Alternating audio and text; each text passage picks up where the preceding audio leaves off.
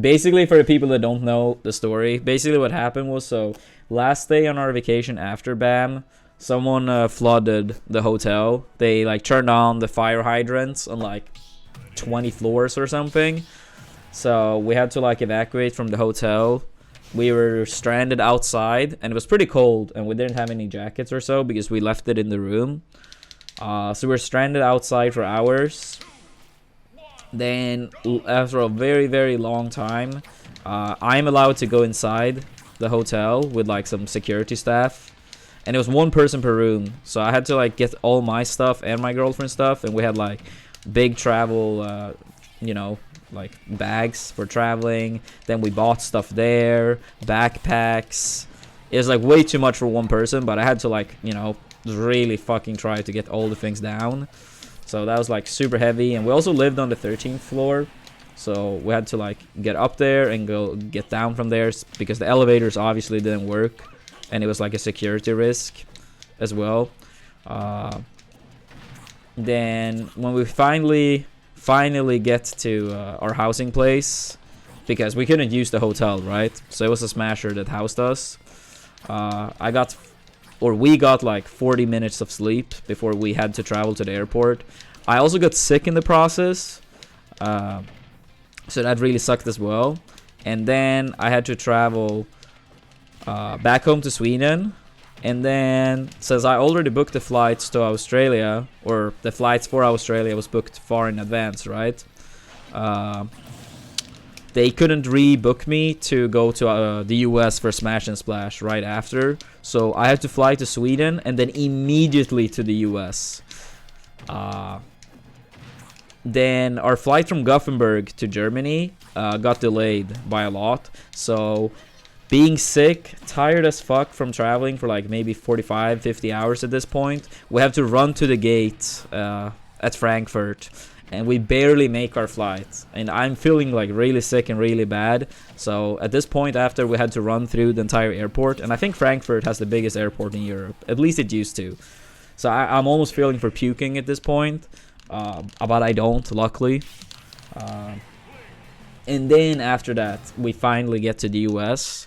Now we're like 55, 56 hours into traveling. Then we get to custody or customs.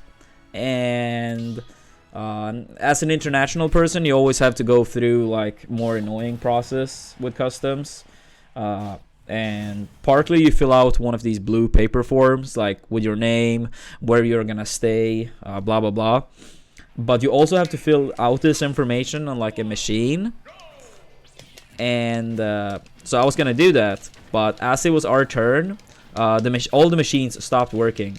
So the staff said like, yeah, that's fine, just go on to this line and tell the officers that it stopped working. So the blue paper form will be enough. I was like, alright, so we move on. Then it's our turn, and we get up there, and the officer asks where the receipt from the machine is, since we only gave him the blue paper form. And I explained to him that the machine stopped working, and the staff told us that we should just move on. And I even pointed like at the person, like this person, told us. So, like because obviously he didn't believe us or something. So I was like, yeah, you can ask her, like if you want to. But he repeated himself. Oh, where's the receipt? Where's the receipt? And I kept explaining that the machines didn't work, so we don't have it. The staff told us to like move on because all the machines stopped working. He kept repeating himself like a fucking idiot like 4 or 5 times, and he's like, all right, you guys don't have the receipt, come with me. And then we had to go to like a second hearing where they potentially actually kick you out of the country and you have to go back home.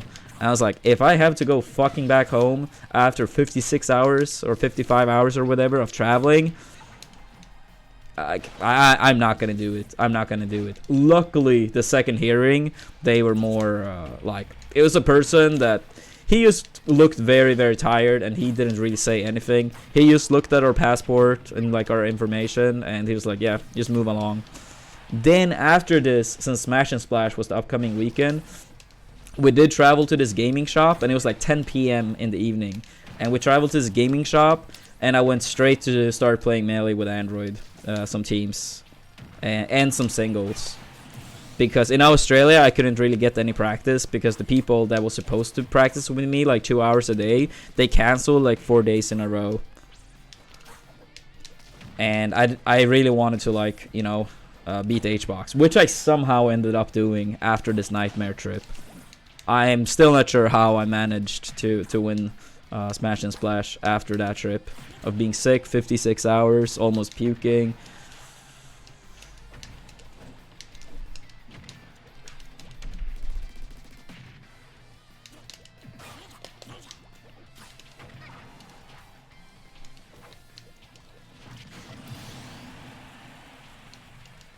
So yeah, yeah, that trip to the US from Australia sucked ass.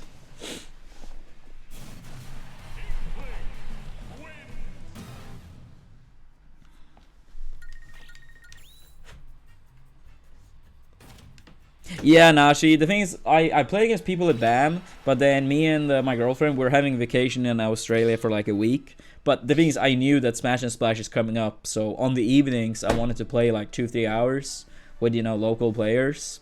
So I had like a CRT and a melee setup at our hotel room, and yeah, 4 days in a row.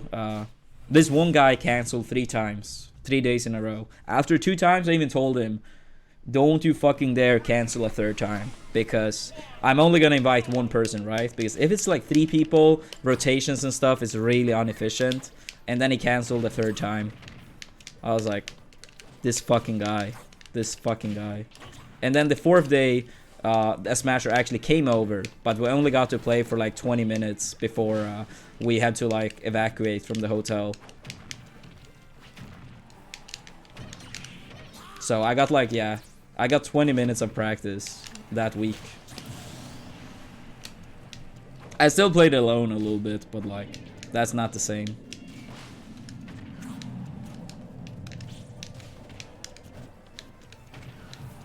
Yeah, I hate rotations as well. If we're 3 people and we know that we're gonna play, you know, Smash for like, you know, quite a long time, then I would rather do like half an hour or something.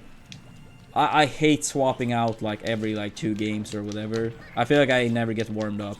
Then I would rather do like, okay, we play 30 minutes, 1 person rotate out. Maybe not 30, but like at least 20 minutes. Because then I can do something else in the meantime, right? Because if I wait for like 1 game, it's like I can't really do anything. But if it's like 20 minutes, I can like go on the computer and do something or watch something. Or how do I feel about Japanese prize pools? Oh, you mean like the lack of prize pools? No, that obviously sucks. That puts Japan at such a drastic disadvantage compared to American players. It's actually crazy how Japan like keeps being such a like a good country in Ultimate with so many drastic disadvantages. It's illegal, or the thing is, you can have prize pools if they're like sponsored prize pools, but you can't have prize pools the way we do in like Europe / North America, where people, you know, pay $5 to $10 to enter, and then that's added to a prize pool. That's considered gambling in Japan. It's really shitty, and it makes it so much worse for esport players. But of course, like a bunch of like, you know, politicians that don't know about some situations are still making laws about things they have no idea about. Ooh, the snipe. Let's go. Yeah, their players get around it, but it's like, it's very obvious that being a top player in the world in Ultimate is harder in Japan than in the US on average. Nah, Twitch is not popular in Japan as far as I know. They have like their own website that is similar to Twitch. What's it called? Nico Nico or something like that?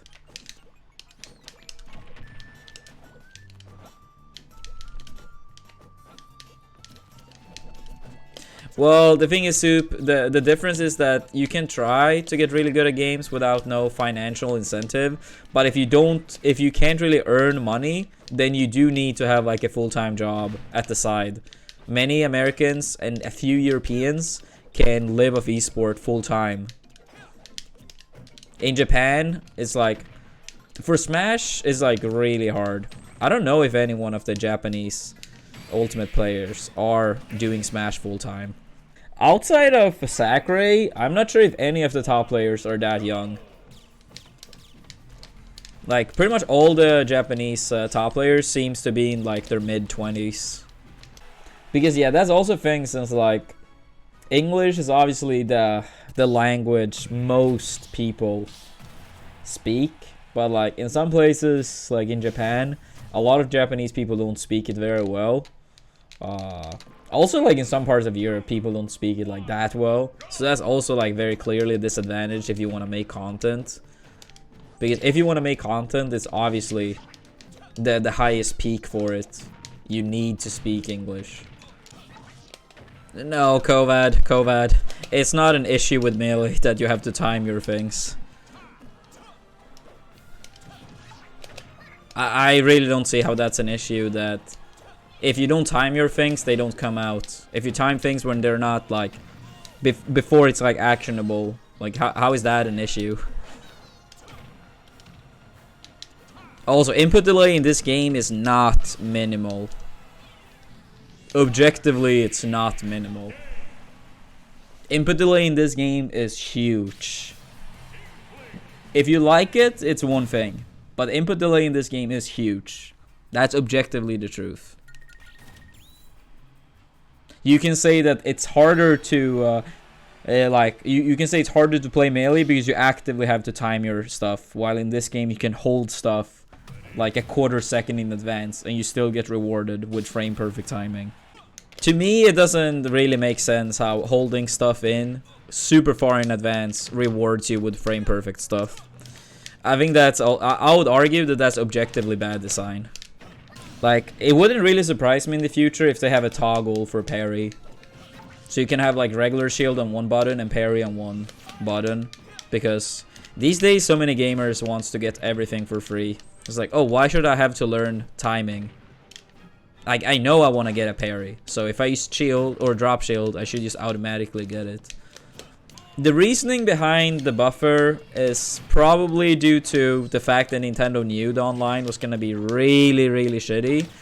And that it was going to be so much easier for low/mid-level players. Oh, fuck. That's good. Because if you have to time your things properly, people that actually want to learn the game, they will learn it. But people that are, like, really lazy, they get rewarded with, you know, perfect timings, regardless if they practiced it or not.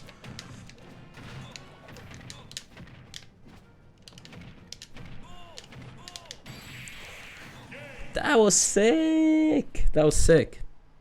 Well, the thing is, how many trips are too much a year? If I don't do enough trips, then it's not really, you know, reasonable to expect to reach the top. And I don't really want to, like, you know, play Ultimate long term and be like, yeah, you know, being top 50 in the world is, like, fine. You know? Like, if you want to reach the top in this game, living in Europe, you will have to go to the US a lot. Or pretty much. Like, you probably could even if you don't go as much, but it would make it incredibly much harder. And you would probably have to spend way more hours playing and studying than other people. And I already had to do that in Melee. While being out of country 5-6 months a year, I still had to put in more effort than, like, everyone else. Because my practice time was not as efficient as other people's. Like, for me, the weeks I improved the most in Melee per year was the summit weeks. If I could have, like, access to even, like, a tenth of that practice on, like, you know, pretty much a daily basis, it would have, like, Melee would have been so much easier for me. But I had to play, like, alone a lot, or against people I consistently 3 or 4 stocked. It got a bit better towards the end, but it was still, like... Because, like, the average viewer, they see people at tournaments and they think that, oh, you know, this is easy. But it's all the work and preparation to get up to the big stage. And these trips to the US being like 16 to 24 hours one way, and then I for some reason have like really bad luck with flights, so I pretty much always get major delays. Like, it's just really annoying. No, Hasmeyer, I've never considered moving to the US. I have 10 siblings over here. I have my parents over here. I have my grandparents over here. I have my girlfriend. She has her family, her relatives. Just moving across the world is not, like, sure, if you feel like you have nothing at home worth staying for, then it is an easy one. But if you do have things at home very clearly worth staying for, it's a very rough one.